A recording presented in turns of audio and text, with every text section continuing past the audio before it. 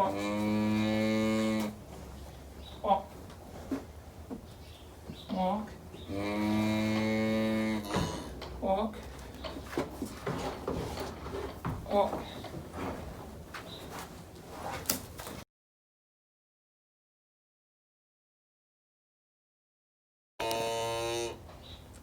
Welcome back to Given Chance Farm. Today we're out here working the calves again. And we're making progress. So as you can tell, both of them are already in halters and we've got them tied up. I actually started with that calf today, had this one tied up while I was walking him. Then I switched, I've got him tied up while I'm walking him.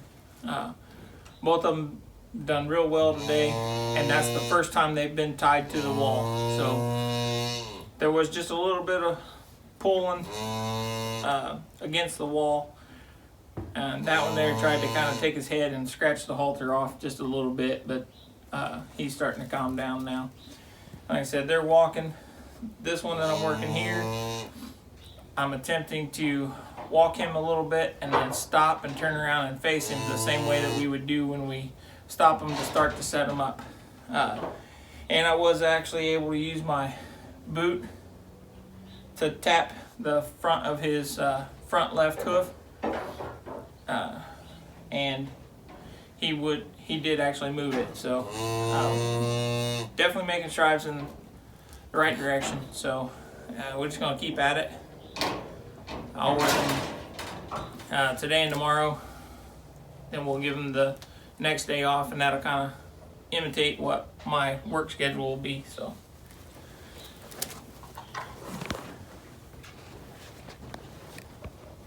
because as you can tell, I don't have much pressure at all on this rope, and he's still moving with me, so we're making a lot of progress that way. Come on.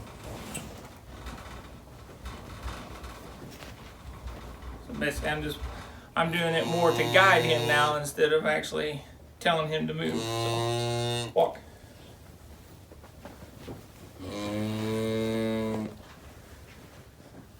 Walk. The repetition of doing this over and over again, they start to learn what you're asking of them, and he understands that if he does what I ask him to do, then eventually he gets a break.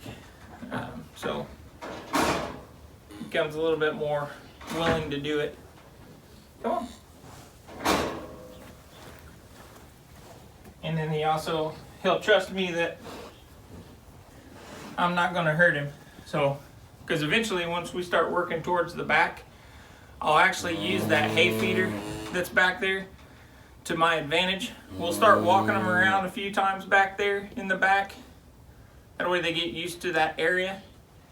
And then I'll actually throw the hay feeder out there to where it creates a gap between that hay feeder and the gates in front of the bales, to where there's just enough room for me and the calf to walk through there.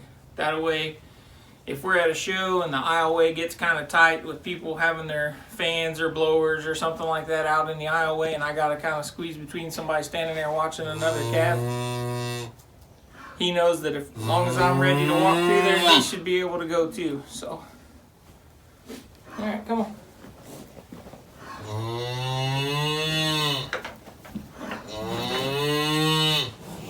So, he's done really well walking today. So we're gonna bring him over here and tie him up for a second. And today, we're actually gonna tie them for a little bit, long enough that we can top off the water outside. And as you can see, I'm not tying them real high. I don't want their head stretched up in the air like we've talked about in previous videos that some people do. I want it as comfortable for them as can be, because this is the first time they've been tied. Step over, buddy. Step over. There we go. Alright, so that kind of gets them used to being tied to a wall. At 4H, it's a solid wall that they're tied to, so this will simulate that.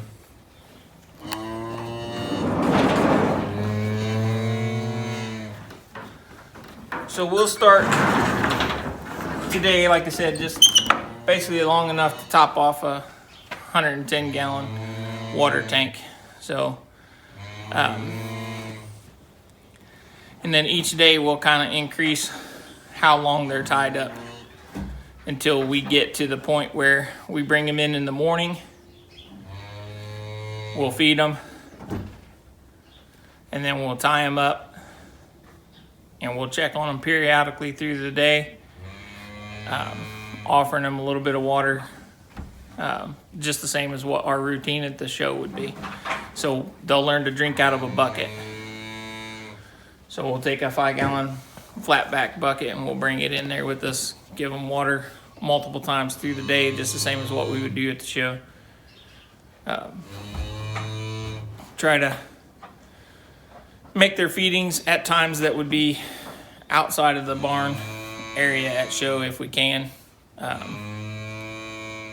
We can offer them hay inside there in small quantities because we don't want to do a lot of cleanup.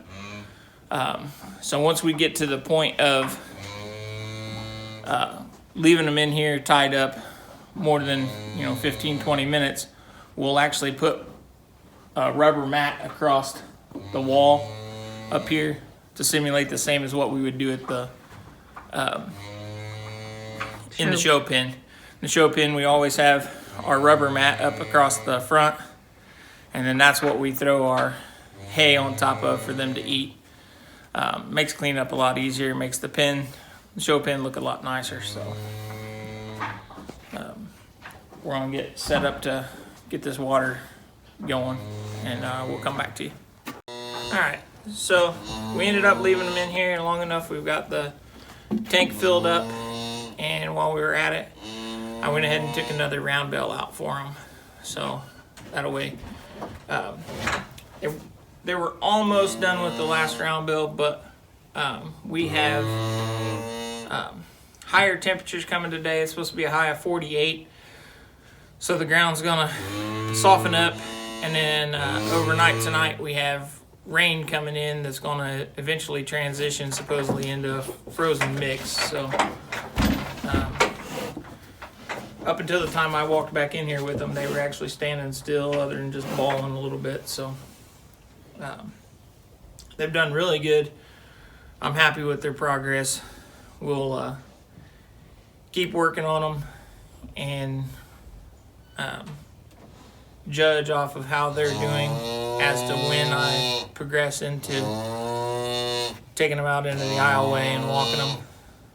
And then also from there, we will progress towards headed to the back. What I'll probably end up doing is we have a gate that goes between the aisleway part of it and the open to back section.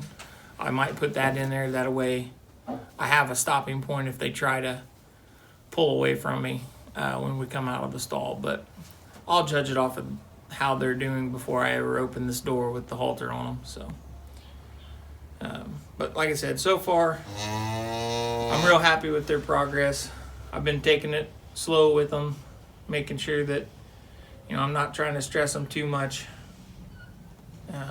Probably a little slower than some would, but right now I have the time. The weather's cooperating with me to where I can get some indoor work done at times. Sometimes I can get a little bit of outside stuff done, but with the way it's been lately, it's been cold in the morning. Like yesterday, it was, with the wind chill, it was in the 20s yesterday morning, but then before lunchtime, it was already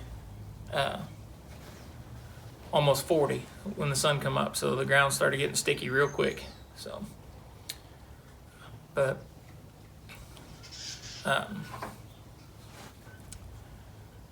anyways, like I said, we'll keep you guys updated on their progress. If there's other videos that you guys want to see, like I said, as we progress them now that they're being tied up, we'll move into some of the grooming stuff. Talk through how we work the cow's hair, Right now they look like a big old puff ball, and I really won't do much about that until the weather gets warmer, because I'm not gonna cut their hair and then turn around and send them back outside. That's, in my opinion, is not right for our situation. So I'll wait till it gets closer to time before we do any clipping of their hair, but I can start working it, because that kind of magic number that we need to focus on is we need to figure out what day show day is, and then we basically go back about 120 days, because that's roughly the hair cycle on a cow. So if you can remember that number of 120 and shoot for that number, that's really what you got to worry about. So because 120 days is that hair cycle. And if you're new to this and you're starting to work calves and you're wanting to figure out the clipping side of it or the grooming side of it, I suggest getting into one of the free clinics. I know Sullivan's Supply, they offer a free clinic that's hands-on.